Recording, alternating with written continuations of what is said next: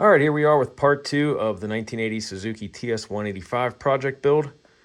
Last video, if you've watched, I was able to get spark right off the bat, which was a lucky thing, but we ended up getting it to run too. So I know the engine's a runner. Now it's just a matter of going through and doing some cosmetic work, getting some cables freed up, some brake levers freed up, and trying to get it to be able to move under its own power. So in this video, I'm going to probably get this thing outside and let it run longer. I didn't want to smoke my house out again like I did in the first one.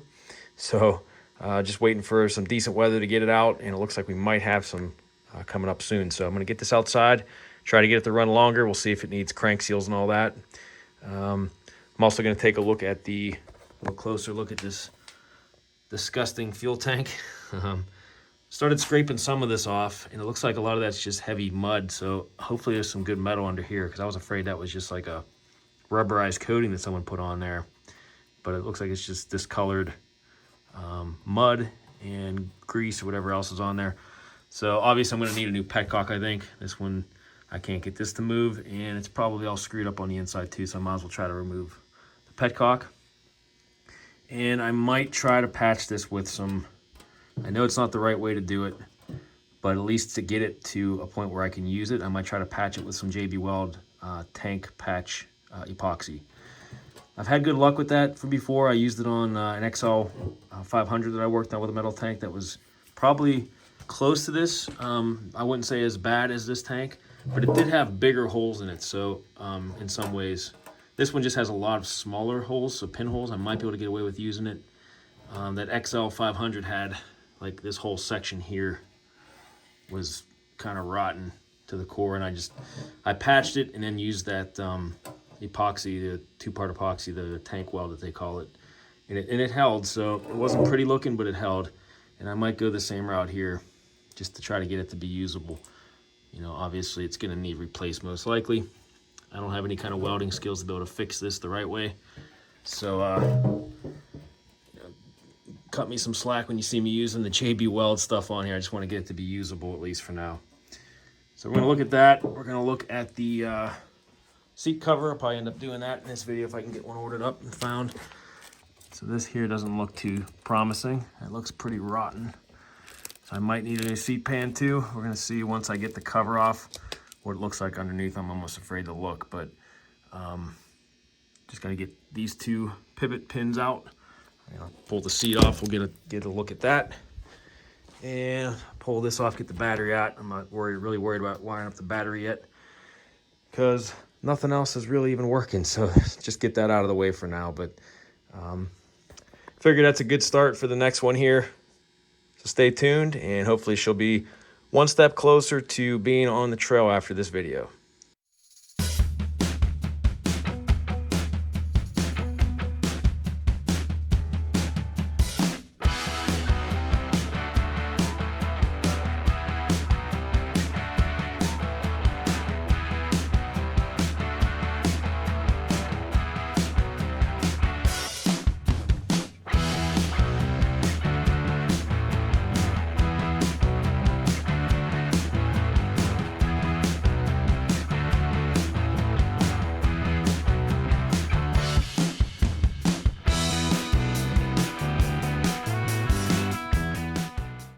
I'm gonna start with the biggest eyesore on this thing right now. That's this fuel tank here. I'm gonna get whatever's left over on the inside out. Looks like I'll need the key for that. We'll dump that old gasket, whatever's left in there, out.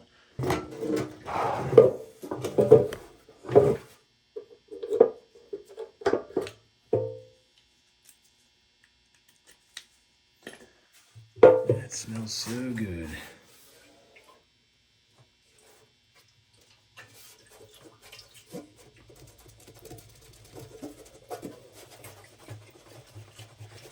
All that rusty gas out. Wasn't much in there. See if I can pop this off of here. It's been wet. Hopefully it's not frozen on there too bad. Got this one to break free too. There was actually like a coating, some kind of epoxy on here. I don't know if it was fiberglass or what somebody had dumped on here. I had to chip it all away. And now this bolt's free. Let's put it comes all the way out.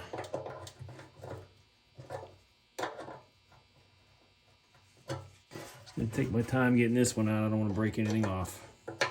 All right, so I got both bolts out and didn't snap anything, so that's a good thing.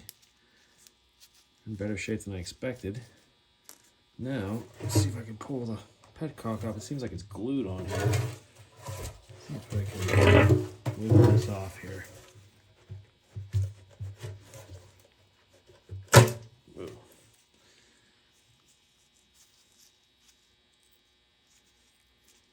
Yeah. There's gel on there, just like what was in that carburetor. Just old gas. So that surprisingly is pretty solid on here. I'm going to scrape the rest of this dirt off. See what this metal looks like under here. Like it looks like somebody put some kind of coating or something on there to try to seal it. So I'm assuming this was leaking for somebody at some point when they were riding it. As you see this work here, which I showed you before. And there was like some kind of clear coating all around the petcock. So I'm going to scrape the rest of this junk off. And I'm going to thoroughly clean it. And we're going to assess the rust holes. Try to scrape off some of the scaly rust right here. So I might be able to patch it. We're gonna find out. I'm gonna try.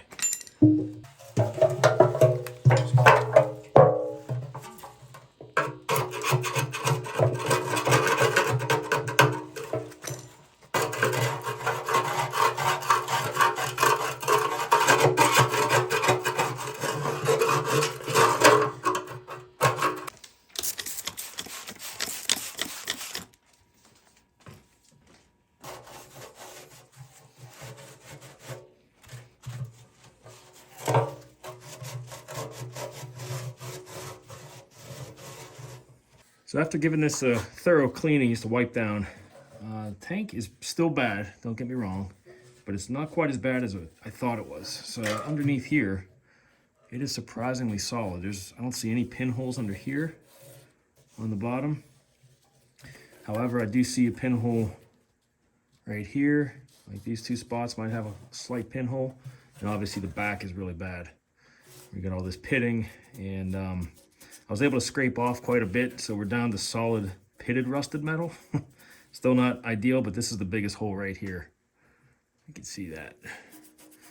So looks like I said, somebody had patched this before. Looks like they might have brazened this up right where the fuel petcock went, because that petcock was covered in some kind of clear like resin, almost like a fiberglass resin. When I peeled up the bolts off, I had to scrape that stuff away, and there was a little bit on here too, so it took some of the paint with it. So it's not quite as bad as I thought, but it's still not ideal, obviously. I'm gonna have to go through, I'm gonna probably soak it, either Metal Rescue, or I'll soak it with the vinegar, distilled vinegar. And I'm sure that'll open up some more pinholes on here, because usually that eats away the weakest spots of the rust. So we'll probably end up with a couple more, but I'm gonna try to clean this up as much as possible, and then maybe try that epoxy, two-part epoxy from JB Weld. They have that tank weld, just to get it to be salvageable. It's not gonna look pretty, I know. I just want to get it to the point where I can use this tank, and you know, this isn't gonna be a show bike, so if I can get it to seal up and ride around without it leaking, I'd be happy with that. So I think that's the route I'm gonna try first. I have some vinegar in there soaking, and I have it leaned forward because these obvious two holes on the back end here. I got pinholes on this side and a pretty decent sized hole here that's gonna leak out if I keep that flat. So I kind of have everything pushed forward. I'm gonna let this sit overnight. It's probably gonna be all out of it by tomorrow, because as we know, the vinegar, once that starts eating away at the rust, it kind of opens up more holes. So it's most likely gonna all drain out. But I want to get a decent soak in there, at least for now, and I'll start flushing it out with some baking soda and water. Got the seat off, and I'm just going to try to peel back the seat cover here. So I'm going to pull this cotter pin out. We got lots of rust under here too.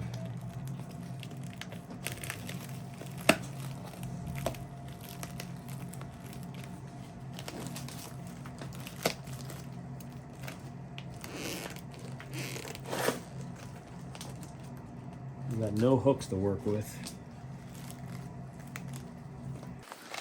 See if I can get this peeled off of here. Not doing too much damage to that rust, but I'm kind of screwed right now. But just looking at all this here on the side, this is just, I mean, this is busting away. I'm not gonna have any hooks to work with, so I'm gonna have to look for a seat pan for this too. I'm gonna get that foam out of there at least to get a look at that. It's kind of worn away on the top, but this is, you can probably still live with this. If I have to use that on another seat pan, if I can even find one.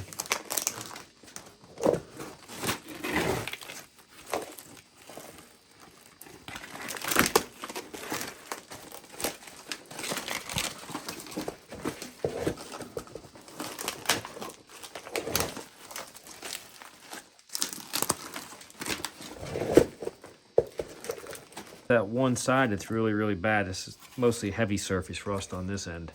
But this side has the most damage, and there's no hooks for me to get on there, and all this is just flaking away. So there's really no way to repair that.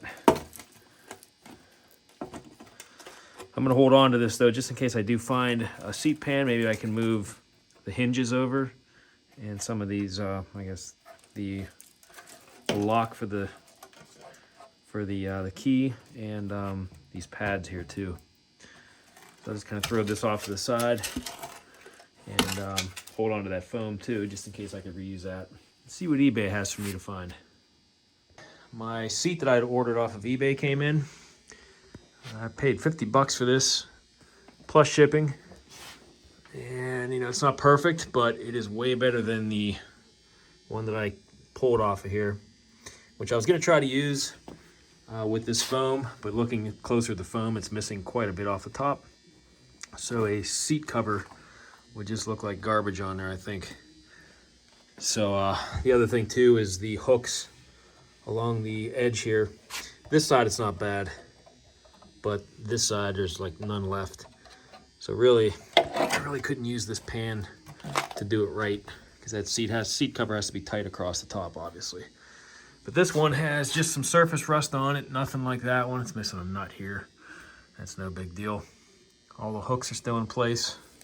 It does have some tears on it, but I'm not real worried about that because it kind of matches the rest of the bike. It's not perfect. And I'll probably just get some Gorilla Tape, a little patch here, a little patch there for now, just so it doesn't get any worse. So go easy on me there. I'm not gonna tear this cover off just for these little rips, especially when it's gonna be a rider. You know, everything else isn't exactly in perfect shape, so kind of matches the rest of the bike. But I figured that'll work compared to what I had before. Anything's an improvement over that ripped up seat. Figure this is a good time to drain the crankcase oil.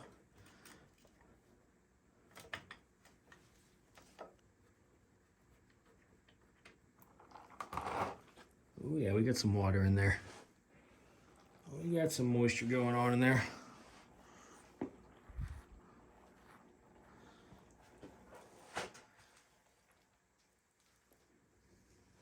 It's like a milkshake coming out of there.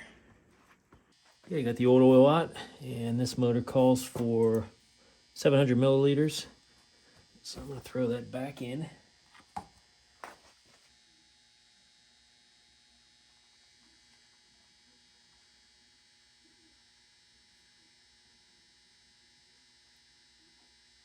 All right, I think I'm gonna try to get it outside and hook up the IV to it, get some fresh fuel to it again, and try to let it run outside a little longer so we can determine if it's gonna need crank seals. Maybe we can get those rings freed up. Let's give it a try. All right, we're outside here. I got the oil tank hooked up to allow the oil to flow to that main bearing. Hopefully it'll run longer. And I got the IV hooked up. So let's give it a couple kicks, see if we can get it to fire up.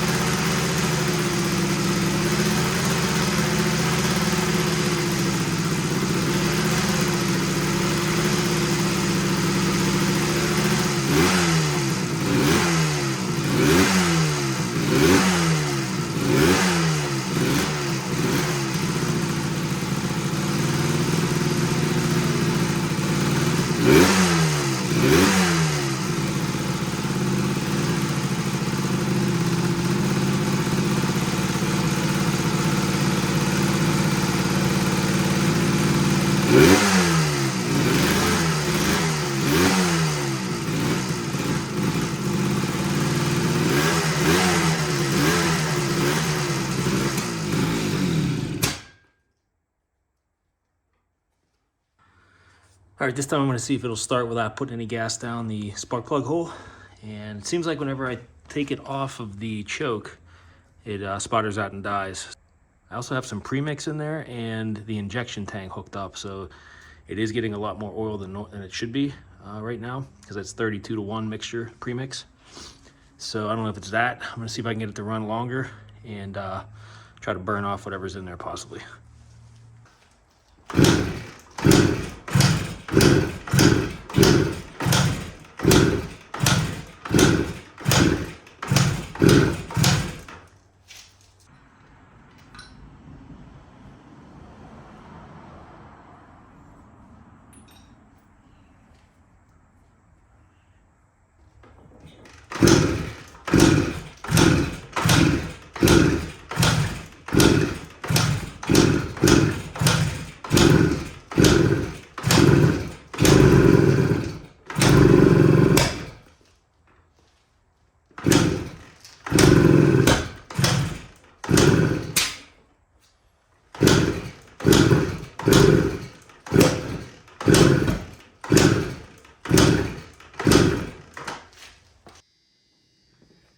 So I put a temporary patch on the holes here with just some gasket maker and some silicone, just to keep that vinegar on the inside while this soaks and gets the inside of that rust.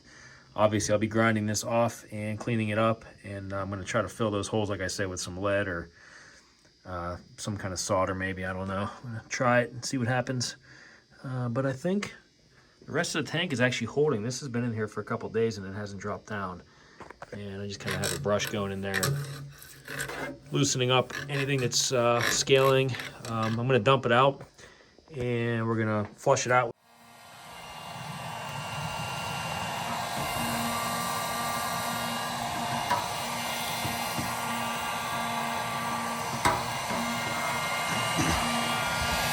I'm just drying this out after flushing it. I used distilled water and baking soda to neutralize that vinegar, keep it from rusting any more than it has. It came out pretty good. Let me shut this off and I'll show you. All right, we got it all dried out.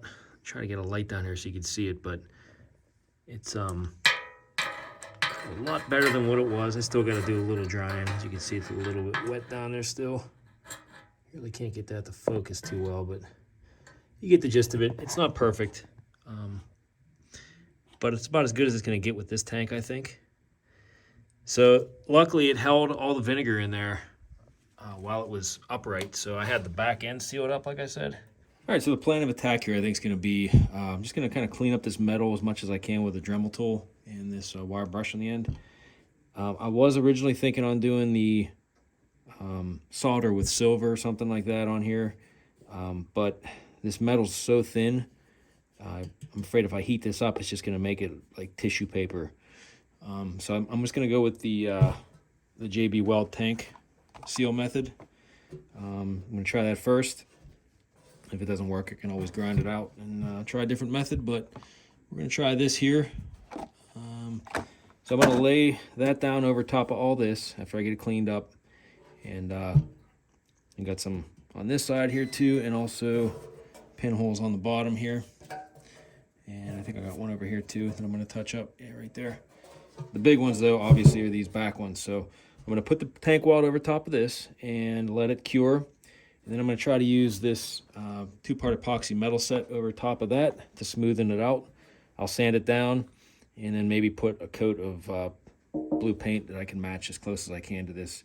This part's actually under the seat. I just want to make sure I get enough of the metal set over top of that that it's not going to wear through the JB Weld stuff with the seat rubbing on there too, because I think that's what happened here was seat rubbed through the paint, and when the bike sat out in the elements, it just rusted away.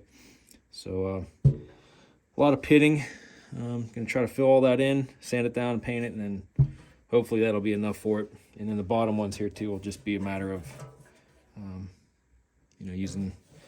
using the tank weld and possibly the metal set. But we'll just try the tank weld first. And they give you like a little fiberglass matting in here too. Look at this now. First time I'm actually using this product. This is a 2-part epoxy too. So first things first, I'm going to get this cleaned up and with the Dremel tool, and then we will clean it up with some alcohol and then start applying the JB Weld.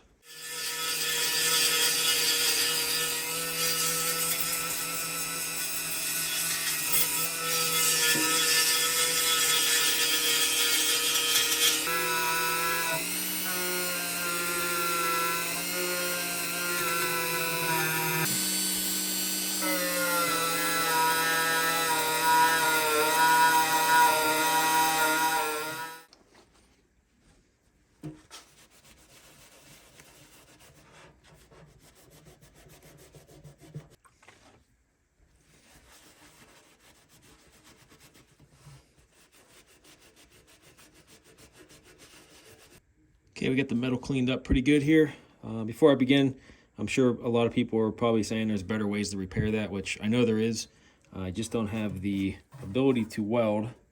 And I had pretty good luck using this method on an XL 500 bike that I did a couple years ago with a tank that was actually ripped open all along the side here. And I used that fiberglass meshing with a different sealer. Now, I didn't use this JB Weld stuff. I used it was like a metal rescue or metal tank rescue kit or something that had like the stuff you put on the inside too to coat the inside. But that was a real pain to work with on the inside there, just because you had to make sure it wouldn't pull up at the bottom, so you were constantly moving it around, and it was a pain to work with. So the inside of this isn't as bad as I thought it would be. It's really just these couple pinholes and then these holes. So I'm just going to try the patching it from the outside first. So I know there's better ways to do it, but this is the way I'm going to do it for this. This is going to be a rider. It's not going to be any kind of show bike. I just want to make it so that this tank is usable and will hold fuel. Basically, that's the goal.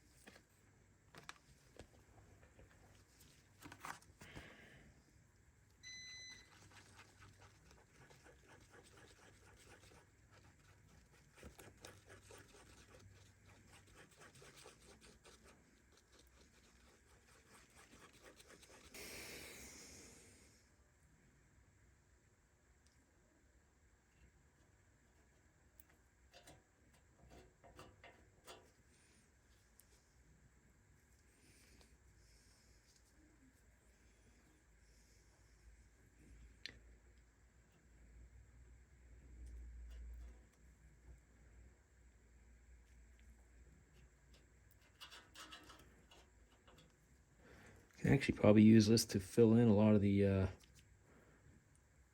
pitting that's going on in this metal. Smooth it out. Might not need the metal set. This stuff's supposed to set up pretty quick, so gotta work fast.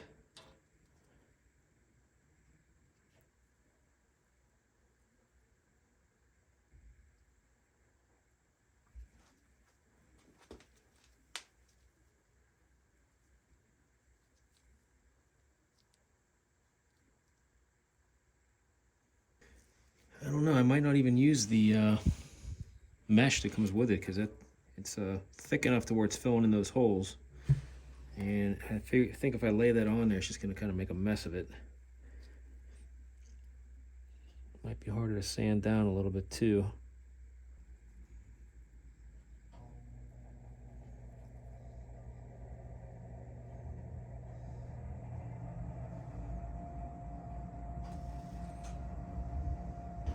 All right, so that's about 5 minutes in. This stuff's actually starting to tack up pretty good.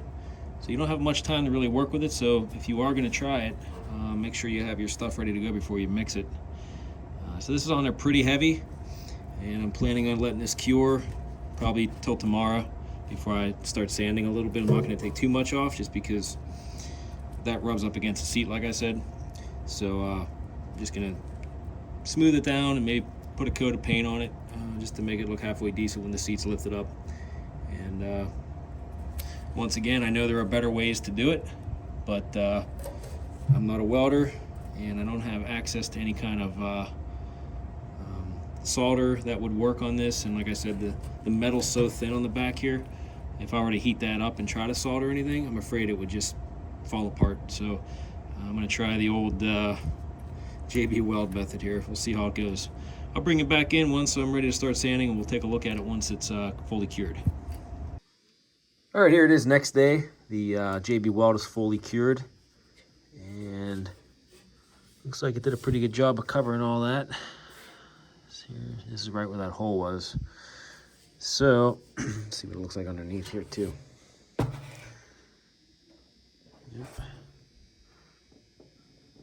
Yeah, it looks good. So I'm just gonna end up sanding this down here a little bit.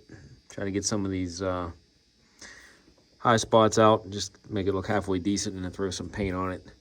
And I think we'll be good. I got a fuel petcock too to throw on, and that should be it for the tank. Hopefully. Time will tell, though. Yeah, sandpaper wasn't cut, and I ended up using a file here to get the high spots down a little bit. A lot quicker than the 400 grit that I had.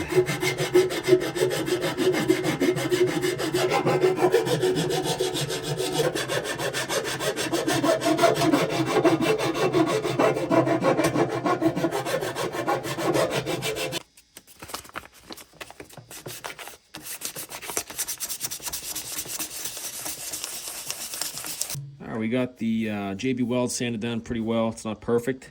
I want to reiterate again, this is not going to be a show bike.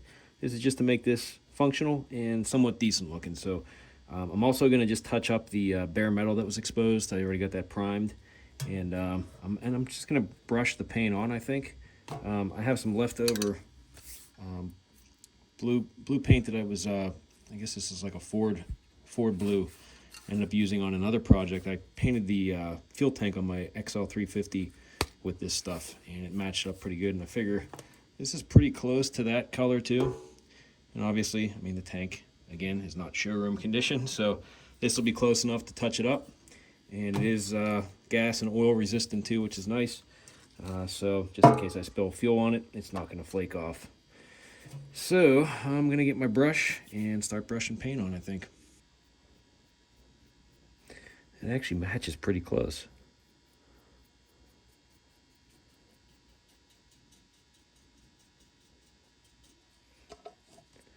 Paint a happy little cloud right here, happy little tree right there. And that big blotch is covered up. Again, this is not professional whatsoever. Body work and paint is not my specialty. This is just to get this to look decent. Now, if this tank was in good shape, it didn't have rust all through it, or on the outside at least, and was actually a decent tank, I wouldn't be doing this method. I would have it painted properly. And if you go back and look at my DT360 videos, you can see I did that tank. I did a complete paint job on that. And that was with properly spraying it and putting clear coat on it and all that good stuff. So that actually came out really good. So I just wanted to let you know again, this is really not the right way to do it, but in this circumstance, with the way this tank was, it's going to work. I can't believe how close this paint matches the stock Suzuki colors here.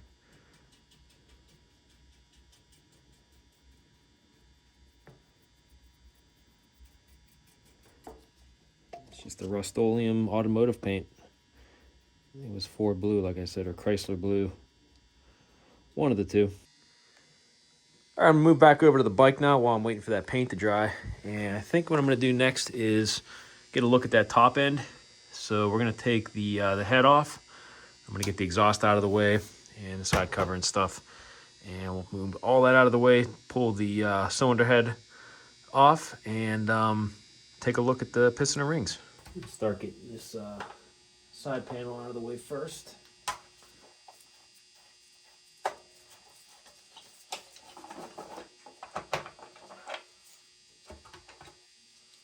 It's just pops in right here.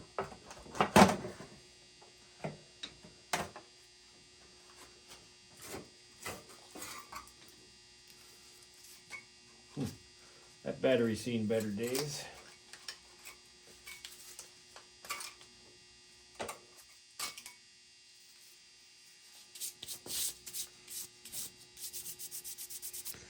think I might actually have one of these. No, that's a little bit down the road yet. First I gotta get this thing to run right. So, guess the exhaust is coming off next.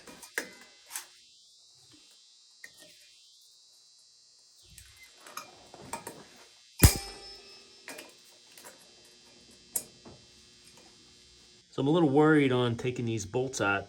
I'm afraid they're gonna snap off in there because this thing has such bad rust. So I've been soaking them with PB Blaster for a while. I'm gonna get a torch and heat them up a little bit just to lessen the chance of me snapping anything.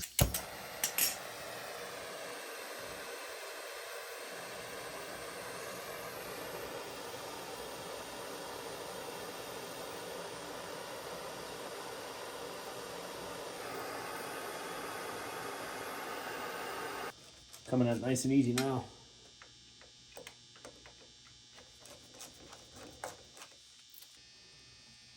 Would help if I removed all the fasteners. All right, now it should move on.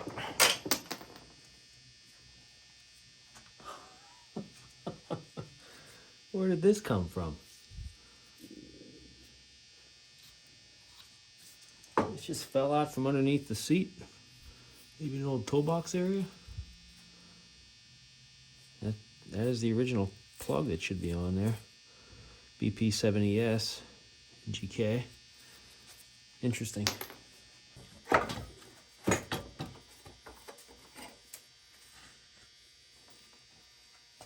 Look at how much room that gives me. All kind of space now. I'm just wondering where that spark plug fell from. What is this? This is just sitting here too. Huh. This looks like the spring off of the kickstand. That's already got one. Huh.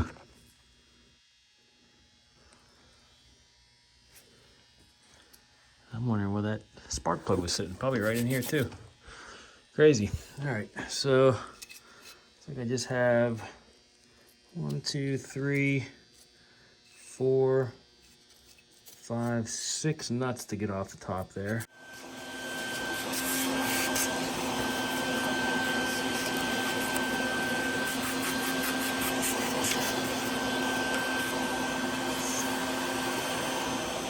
Those nuts on there and threads don't look too promising. Need a wire brush and try to clean some of these up a little bit and get some lube on those.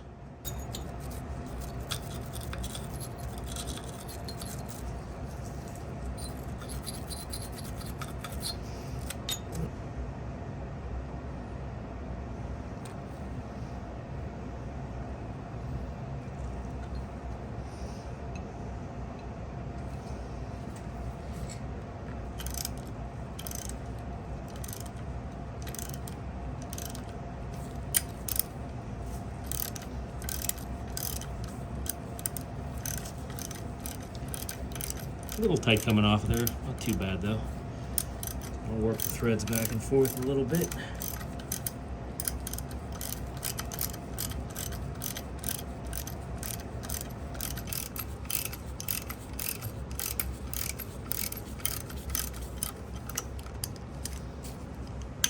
All right, well they're all coming out.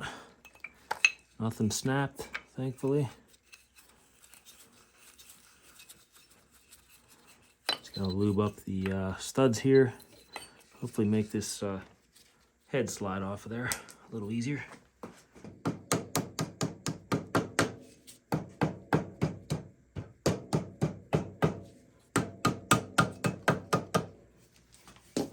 There we go.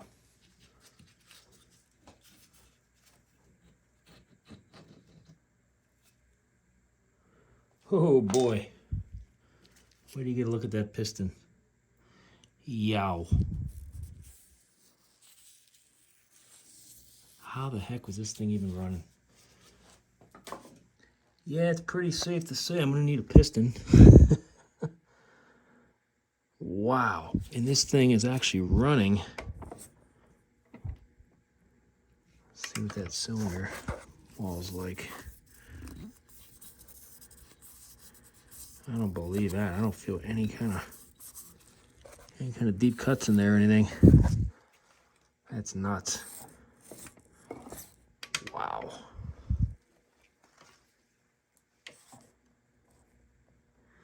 The rings are still intact, I could see. But the top of that piston has seen better days. Wonderful. It's kind of like the MT250 that I had torn apart to do crank seals, and then find out that it was missing pieces of the piston like this too. But you could see it was bouncing up around in there a little bit, and you can see all the indentations on the piston and also on the head itself here. Holy cow. Oh, I know the cylinder's got to come off now, and I got to look for a piston and rings. That's just nuts. That's why it only had 35, 40 pounds of pressure in the cylinder. Wow. And it still ran like that. That's crazy. I'm guessing these pieces just blew out of the exhaust. Wow. All right, well, I guess I got to hunt for piston and rings too. We'll get the cylinder off and see what kind of condition that's in once I get it out and can look at it. And then maybe we can get away with just a hone.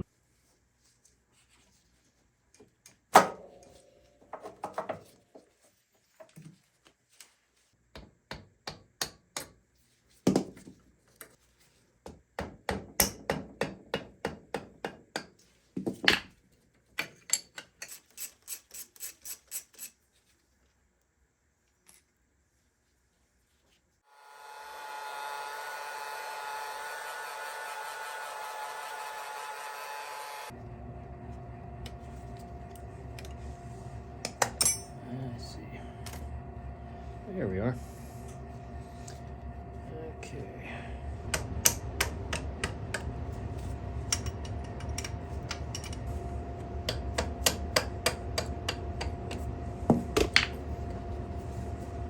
Just work all these out and start tapping on it again. So this thing just doesn't want to budge off of there. I've had some PB blaster soaking down in there a little bit, and I'm hitting it with the rubber mallet. Nothing wants to budge, so I'm going to put a little heat to it. It's going to kind of heat up where the studs are. Just get a little bit of heat to them and see if it'll budge. Oh.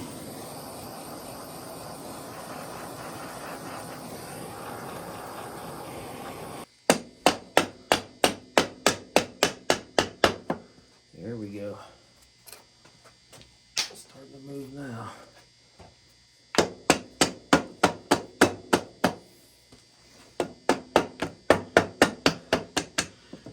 Okay.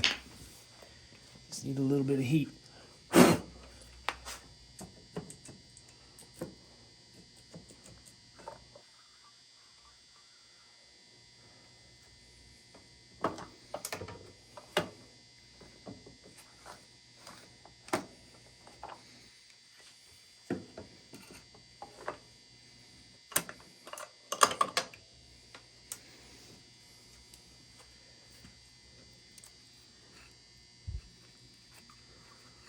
Cylinder does not look bad at all. Glazed over, of course, but first glance I'm not seeing any big scratches. Nothing's gouged out of there. We'll get a closer look at that in a second, but let's look at this piston and rings. Oh, here's a closer look at the carnage that happened in this thing. Not very pretty.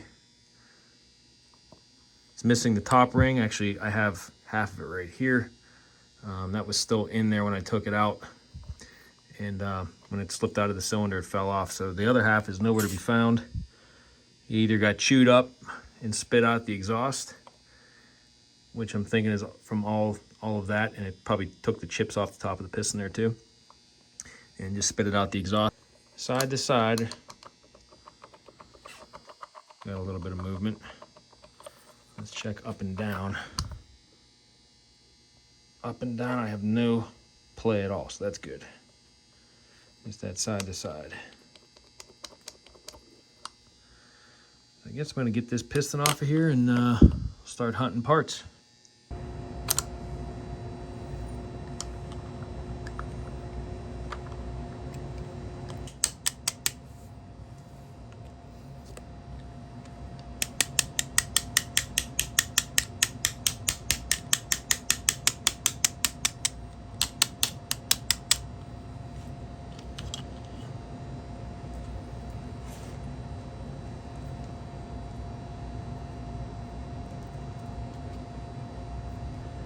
Here's another closer look at that piston. Got all them little dimples up there. I'm sure that made all kind of nice noises whenever that happened.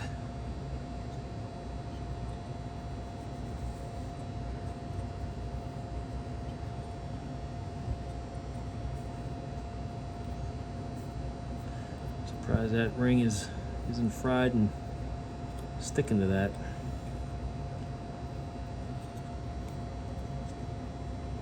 I think that was the only thing that allowed it to run, was this one ring, which is nuts. I kind of want to get it out just to look at the ring gap. see how much it was actually working. It had to have been working a little bit, I guess, if the bike ran for that little bit.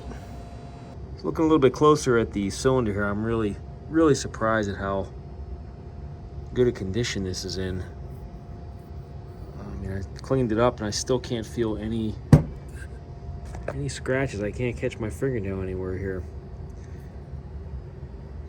So I'm gonna get some measurements on this here and see how far out of spec we are, if we are out of spec. I'm assuming we probably won't be. The stock bore size is 64 millimeters. So I'm gonna get my my gauges here, get some readings, and then I'll know if I can get away with ordering a standing piston and rings. Before I do that though, I got the one ring that was left on the blown out piston, and I can kind of tell that there's not much there, not much tension on there. I have no problem fitting it in there, and then whenever I ride it down with the piston, try to level it out,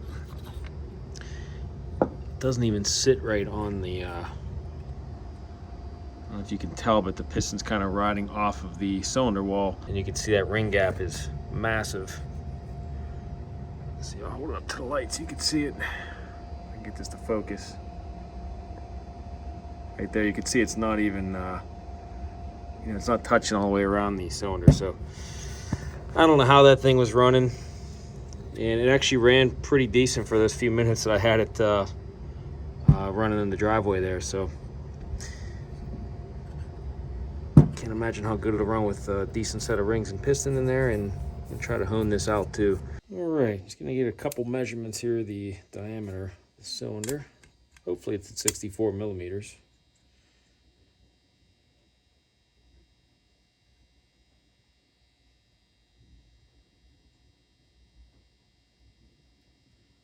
All right, let's measure that one up.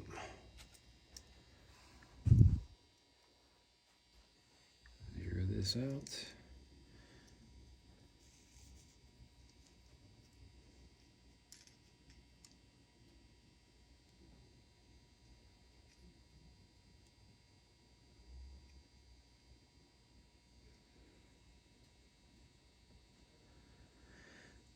All right, 64.08 millimeters.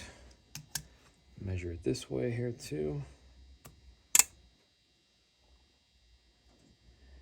X and Y axis.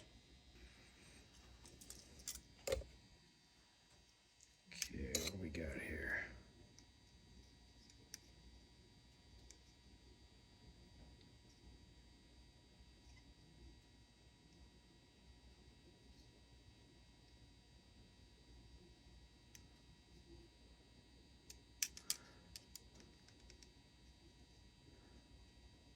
64.07. So I'm pretty sure we're in spec still for standard piston, which is good because it's a little easier to find. So I'm going to get on eBay and see what I can find here. All right, guys, I think that's where I'm going to leave off on this video. I was able to find all of the NOS parts I'm going to need for the top end. I ended up finding a NOS piston standard size, since this cylinder is still within spec. I got a piston coming, rings, the needle bearings, clips, pin, all the stuff I'll need for a top end, gaskets. So I'm just gonna wait for that stuff to come in before I continue on with the video. And wanted to show you too the fuel tank here. You know, it's still ugly, but it's way cleaner and better looking than it was when I rolled it in the garage. So, you know, I know going in this was just going to be a patch job, and I'm pretty happy with how it came out. So it's still pretty ugly, like I said, but it will hold fuel now. That JB Weld tank weld stuff goes on pretty thick, and I was able to file it down a little bit. And I kind of wanted to leave, you know, it's not perfectly smooth. I wanted to leave a little bit extra thickness on there because the seat kind of rubs against that spot. And just over time, I didn't want it to eat through and kind of open those holes up again. So I left a good bit on there. You know, it's not perfectly smooth. So I was able to cover up all that exposed steel that was there, and it was starting to rust. So I sanded all that down and just kind of brushed the paint on over that too. Got all the pinholes covered up, and right there too. So I got the fuel petcock ready to go into. Next video, hopefully it'll be running better, and we'll find out if we got to do crank seals. Get some of this other stuff cleaned up cosmetically. I gotta clean these. This will make it look a lot better once these springs are cleaned up. Thanks for tuning in, guys. Thanks for the likes, comments, subscriptions. All goes a long way in helping the channel grow. And thanks again, and we'll see you in the next video.